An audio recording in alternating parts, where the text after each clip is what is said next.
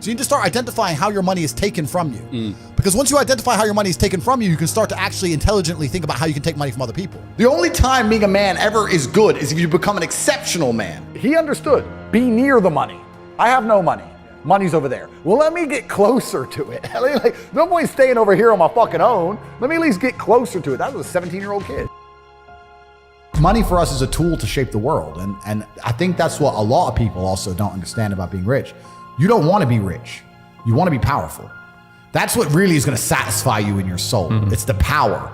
It's not the, I can afford this, that. That's nice for a while. But really what makes you happy is there's 60 of these Bugattis on earth. Everyone wants one. Who gets one? I do. Because you can't have one. That's the fun of it, right? So it's power you're truly chasing. And if you want to be powerful, you can't be scared to invest money and spend money. A lot of people at home, if they want to make more money, need to invest in themselves. Yeah. They invest in themselves. And maybe they've been taught, well, if I just save. Let me say to everyone here at home, if you are saving less than 10 grand a month and you're just saving, your chance of being rich is fucking zero. You need to go and do something else and make more. Invest in yourself, get knowledge, pay attention to mentors, start another business, open something. You need to do something because you're not going to save your way to the top. The average person at home, you're not earning enough to ever save. If you never save 100% of your wage, you're still going to be broke. You have to get to a level of earning. When I found out about I just learned about how they print money. I literally could not believe it. Money's not real. For 3 days, I'm sitting around, so I'm like, what the fuck is this? So they could just print this shit? Money is not real. It's not real. They just print it. It's not real. Fair. Please continue. Yeah, so money's not real. And I say that to people. They go, So it's not about money. No, it's not about money. So what's it about? It's about power and control. Yeah. So I've been from the absolute bottom to the absolute top. I've seen it all. And once you get past a certain level of wealth, once you get past a certain level of money, but then you understand what money is, right? So we say about money not being real. Money is not real from a governmental perspective because they just print it. It's nothing. But money is truthfully the stored time and energy of other people. If you have money, you have stored time and energy of other humans. Because people are hourly rates. That's right, because I can take that money and make someone else use their time and energy for X thing. So let's look at even American slavery, the slavery that most Americans understand. You're gonna work for me, I'm gonna give you a house, and I'm gonna give you food, and you're gonna stay here and you're gonna work. Slavery is abolished, so now what do? You're gonna work for me, I'm gonna give you that, I'm gonna give you some money, and that money is enough to only buy you a house and some food. We've just put money in the middle. Now, if I can make you do whatever I want for money, and I can print as much money as I want, you're my slave.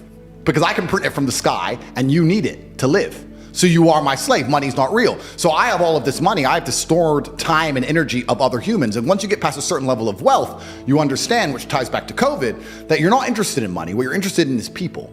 It's always been about having good people around you. You want a beautiful, doting, loving woman who's obsessed with you. You want good brothers who will stand by you and make you motivated. You want bodyguards who are going to protect you.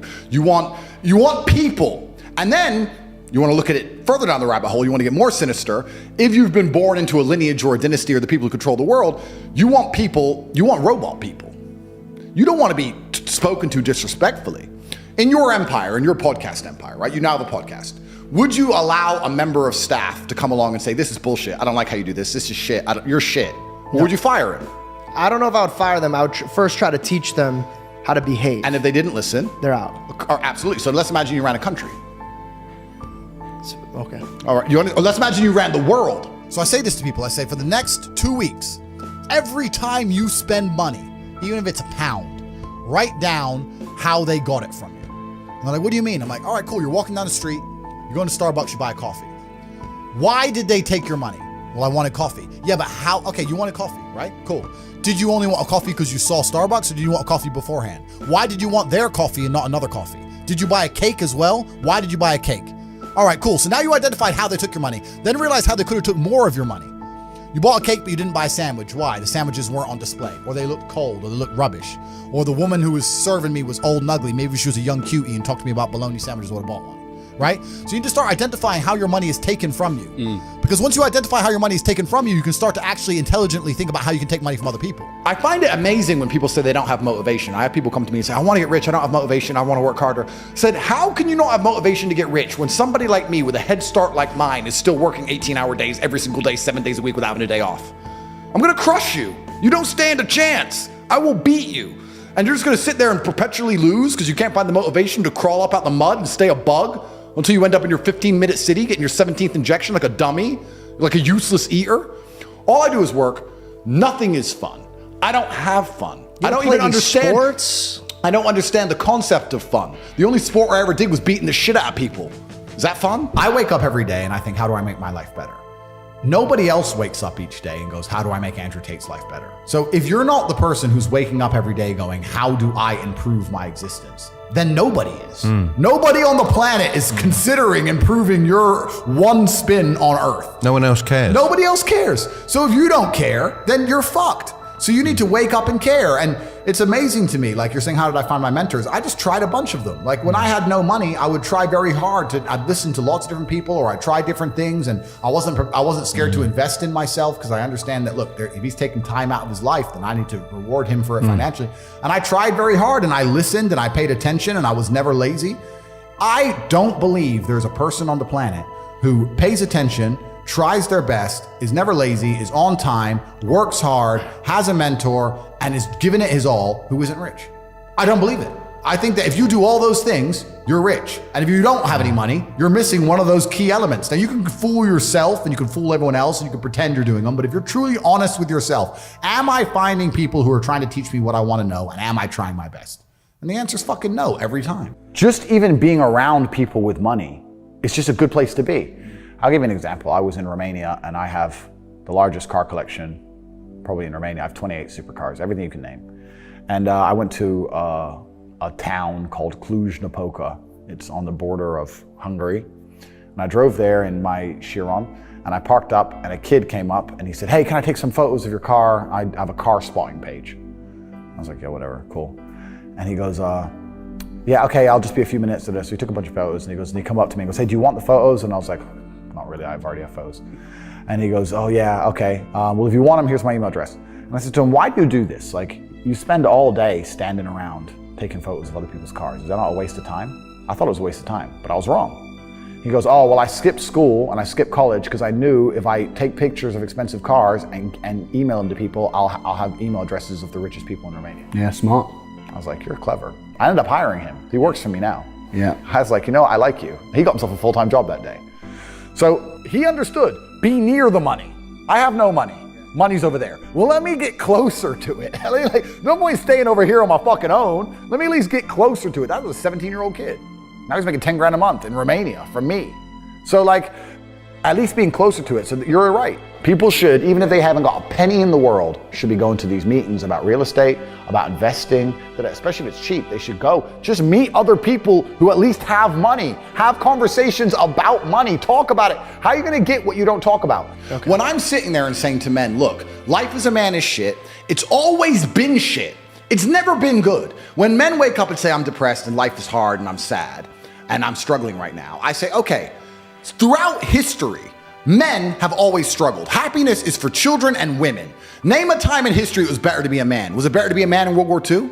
Was it better to be a man on the Titanic? Was it better to be a man in the Napoleonic Wars? Was it better to be a man when you were sitting in Vienna and the Mongol horde arrived, ready to decapitate any male and enslave all the females? When's it ever been good to be a man? Building the pyramids, was that fun? It's always sucked. The only time being a man ever is good is if you become an exceptional man, which is even something feminists admit, because feminists sit and complain about men and say, well, men have this, men have that, but they're talking about 2% of men. Fascinating. They don't talk about all men. They say men have the best jobs. 2% of men have the best jobs. Most men carry trash. So you're talking crap. So everyone accepts that the best possible human experience that exists is the top 2% of men. Anything below that sucks as a man. You're better off being a chick. So what I say to men is, look, life's hard. It's always going to be hard. It's always going to suck. It always has. The only way to get out is to become excellent and perform at a level where your echelon is so high that you get to live this brand new experience. You need to become strong and smart and interesting and charismatic. You need to become rich, powerful, well-known, connected. You need to do it. But can all men do that? No. So, okay. But I have to tell them the truth. When people come along to me and say, my life's shit, and I look at them and go, yes. I think a lot of the problem with people, especially in the world today, is they misunderstand the difference between a dream and a plan. And nothing good in your life is ever going to happen by accident. If you see a guy in fantastic shape, you don't say, how'd you get in great shape? And he goes, It just happened. Oops. I just fell. And no, he ate a specific way. He trained a specific time. He did specific things for a specific outcome. And it's the same with finances. And most people who are broke, if you say, do you want to be rich? Yeah, I want to be rich. How are you going to get rich?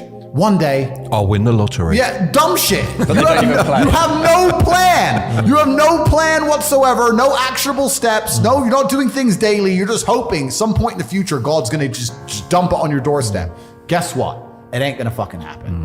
And unless you have a plan, a specific plan, I'm sure you guys had you had a plan and you worked hard to get to your points. I had a plan. Everything was like, okay, today we have to do day after day after day until you get there. And this is what most people don't have because they're too arrogant or too lazy. I don't think it's stupid. I think most people, if you laid out a plan and they tried their very best and they were willing to learn, could do it. I don't think people are too stupid to make money. They're just too lazy or too arrogant to make money. That's the problem with people. A lot of people are obsessed with the idea of happiness.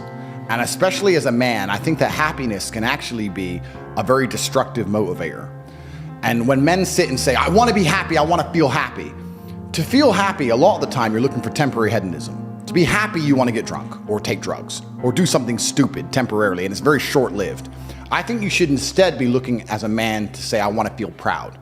If you choose pride over happiness, you're going to make decisions that you're proud of and that people around you are proud of, and it's going to be better for yourself and better for society and better for everyone who loves you, everyone you care about. If you're the kind of person who searches for happiness, whether male or female, in my experience, people who search for happiness end up doing hedonistic, temporary, stupid things. When I find men who search to feel proud of themselves, I want people to be proud of me, and I want to be proud of myself, and I want to be respected. They often delay happiness. They often go through very difficult things and build things which are beautiful or build things which are difficult to do. They often go to the other side of fear to feel that pride. I did it. I faced my fear. I did it. Yeah. So I think as a man, searching for pride or searching to feel proud is a pretty positive mindset for masculine achievement. The reason I'm the luckiest man on earth is because God has given me endless building blocks to build a superhero. He's given me endless power. He's given me endless motivation. What did we say? Yeah. He's given me I have endless sources of power. I can sit here right now and recall events that will prevent me from sleeping for 2 to 3 days. That gives me a superpower that other men do not have. They want to go to sleep. They're tired. I can stop being tired for days at a time. I can just have a thought. I can remember, I can sit, close my eyes, and use the power of my brain to vividly remember events, and I will not sleep for days. And when people come to me and say, oh, this happened, I'm really sad, or my heart broke, or this bad thing happened to me, I say, good. Thank the Lord that he's given you this endless source of motivation. You're wasting it.